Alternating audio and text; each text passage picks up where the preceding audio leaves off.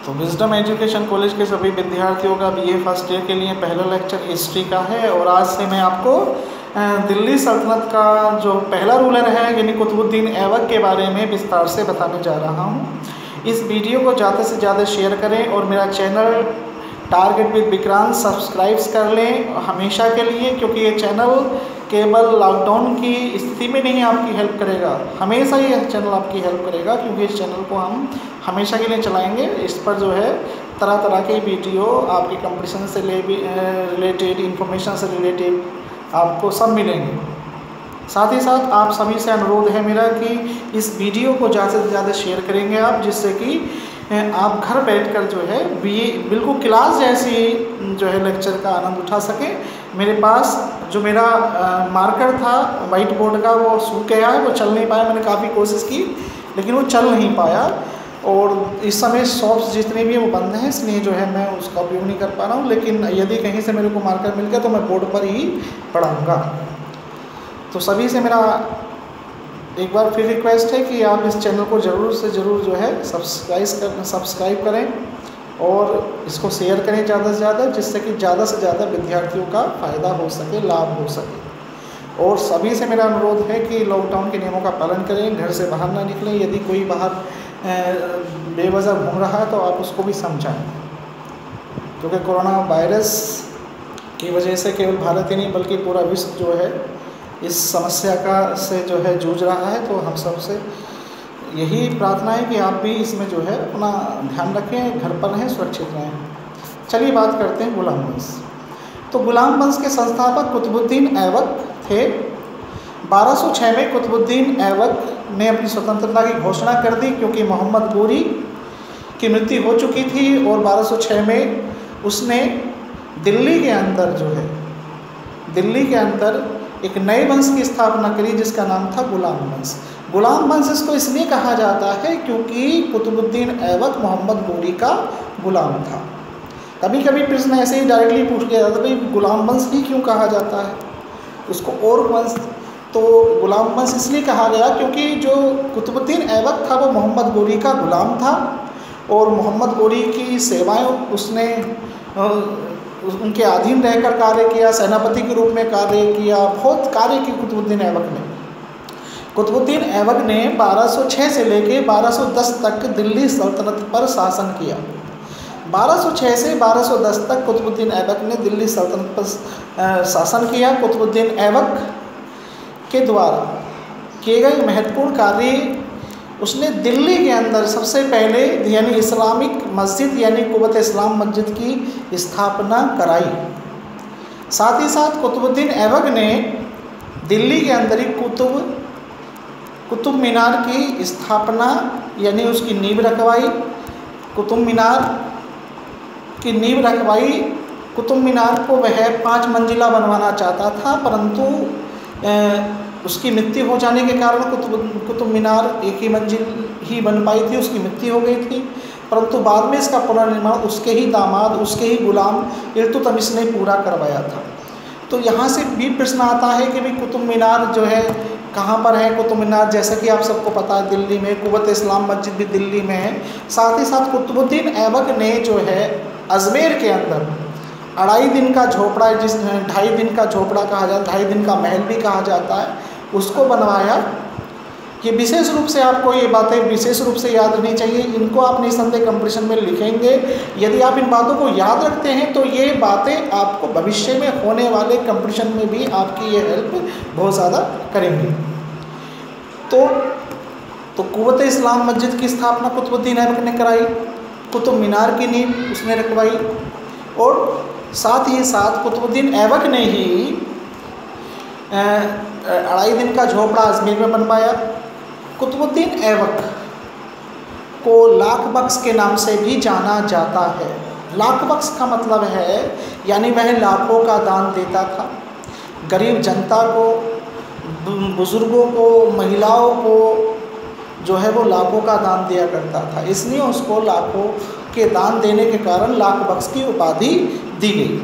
साथ ही साथ कुतुबुद्दीन ऐबक को ने को जो है कुरान से विशेष लगाव था, कुरान पढ़ता था, तो उसे कुरान खां भी कहा गया है। कुरान खां, लाख बख्श, पीर बख्श आदि नामों से भी उसको जाना जाता है। कुतुबुद्दीन ऐबक की अचानक मृत्यु, यानी आप पोलो खेलते हुए, जिसे हम चौगान कहते हैं, तुर्की खेल है, पोलो खेलते हुए, चौगान खेलते हुए घोड़े से गिरकर उसकी मृत्यु हो गई थी। ऐसा आप पढ़ते हैं और ऐसा ही आपको पता भी है। ये कुतुबुद्दीन ऐबक की मृत्यु अचानक हो जाने के कारण ही दिल्ली सल्तनत के अंदर कोई नया सुल्तान की घोषणा नहीं हो सकी थी। ऐसी स्थिति में उसका पुत्र आराम शाह, जो अयोग्य शासक था, यानी जो शासक बनने के लिए योग्यताओं की ज़रूरत होती है, वो योग्यताएं उसमें नहीं थी। वो आलसी था, ऐसा आराम को पसंद करने वाला था, शराबी था, शराब ज़्यादा पिया करता था, तरह तरह के वो ऐशो आराम में डूबा रहता था। दिल्ली की जनता ऐसे शासक को पसंद नहीं करना चाहती थी। तो ऐसी स्थिति में दिल्ली की जनता ने बदायूं के सूबेदार, और साथ ही साथ बदायूं के सूबेदार, यानी उस समय बदायूं के सूबेदार जो थे वो इल्तुतमिश थे। इल्तुतमिश उसका गुलाम भी था और उसका जो है सूबेदार भी था। साथ ही साथ इल्तुतमिश से ही कुतुबुद्दीन ऐबक ने अपनी बेटी का विवाह कर दिया था। तो दिल्ली की जनता ने बदायूं के सूबेदार इल्तुतमिश को पत्र लिखा। पत्र के माध्यम से दिल्ली की स्थिति का हवाला देते हुए कहा कि दिल्ली की स्थिति बहुत नाजुक है। ऐसी स्थिति में दिल्ली के अंदर शासन व्यवस्था सही से नहीं चल रही है। पूरी जनता ये चाहती है कि दिल्ली पर आप शासन करें। तब बदायूं के सूबेदार इल्तुतमिश जो है बदायूं से दिल्ली आते हैं तो आराम शाह की सेना और इल्तुतमिश की सेना के बीच में एक भयानक युद्ध होता है। इस युद्ध में चूँकि इल्तुतमिश गुलामों का गुलाम था, उसने बहुत मेहनत कर रखी थी, बहुत संघर्ष का उसका जीवन था, तो वो ज़्यादा मजबूत था। आराम शाह को उसने पराजित कर दिया, साथ ही उस युद्ध में उसको समाप्त कर दिया। उसके बाद 1211 से लेके 1236 तक, 1211 से लेके 1236 तक दिल्ली सल्तनत पर अगर किसी ने शासन किया है तो वो है इल्तुतमिश, यानी दिल्ली सल्तनत का वास्तविक संस्थापक अगर हम कहें तो इल्तुतमिश दिल्ली सल्तनत का वास्तविक संस्थापक था। तो अगर हम इल्तुतमिश के बारे में पढ़ें तो इल्तुतमिश का जो चरित्र है वो एक कुशल सेनापति का है। वह एक कुशल सेनापति था, एक बुद्धिमान व्यक्ति था। अपनी बुद्धिमत्ता के बल पर ही उसने दिल्ली सल्तनत के अंदर जो है लगभग 25 वर्ष शासन किया। आपने देखा कि कुतुबुद्दीन ऐबक ने कुछ सोचते हुए ही इल्तुतमिश को अपने यहाँ रखा था। साथ ही साथ एक गुलाम से अपनी बेटी की शादी कर दी, क्योंकि उसके अंदर कुछ बनने की ललक को देखकर ही कुतुबुद्दीन ऐबक ने उसे अपने यहाँ रखा था। क्योंकि हर आदमी के अंदर एक कैपेबिलिटी होती है, क्षमता होती है जो शायद उसको भी नहीं पता होती। उसी क्षमता को कुतुबुद्दीन ऐबक ने उसमें देखा था और उसे अपने यहाँ एक गुलाम के पद पर रखा। गुलाम के बाद उसको जो है सूबेदार बनाया और एक वक्त आया कि जब वो दिल्ली सल्तनत का जो है सुल्तान बना। कुतुबुद्दीन ऐबक ने अपनी राजधानी लाहौर को बनाया था। यहाँ से एक प्रश्न आ जाता है ऑब्जेक्टिव में, बीए पार्ट 1 का ऑब्जेक्टिव में भी कुतुबुद्दीन की जो राजधानी थी वो कहाँ थी, वो तो आपको लाहौर बताना। कुतुबुद्दीन की जो थी लाहौर थी। कुतुबुद्दीन ऐबक पहला दिल्ली सल्तनत का ऐसा शासक था जिसने अपने नाम का खुतबा नहीं पढ़वाया।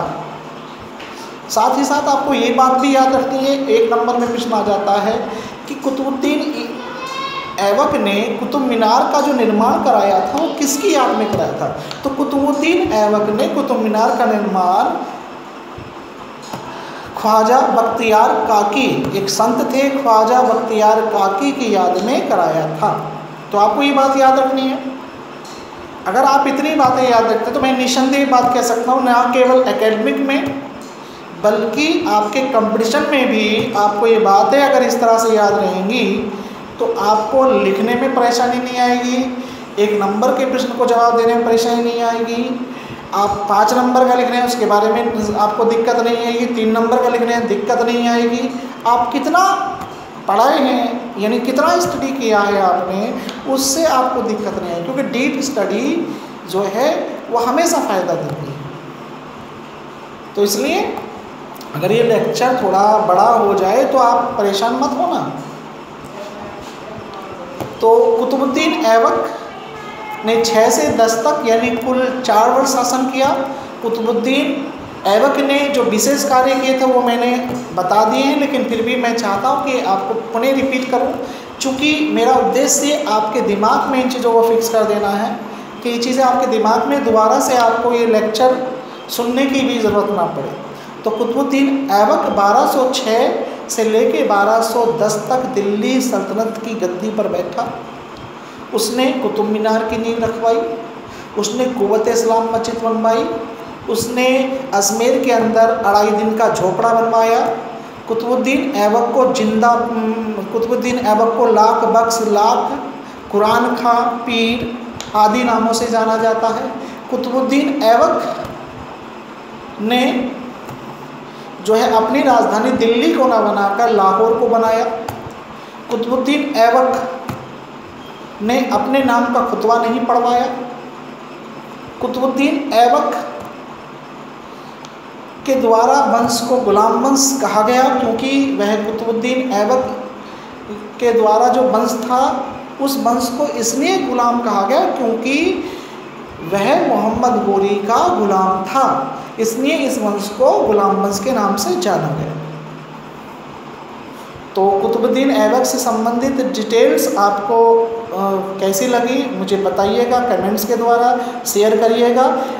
आपको थोड़ा थोड़ा करके अगर मैं रोज़ाना 15 मिनट 10 मिनट का लेक्चर अगर आपको ये प्रोवाइड हो जाएगा तो इससे आपको ना तो दिक्कत आएगी ना किसी को दिक्कत आएगी। ओके, तो बढ़िया से पढ़िए, ज़्यादा से ज़्यादा शेयर करिए और आपको ये वीडियो कैसा लगा मुझे बताइए।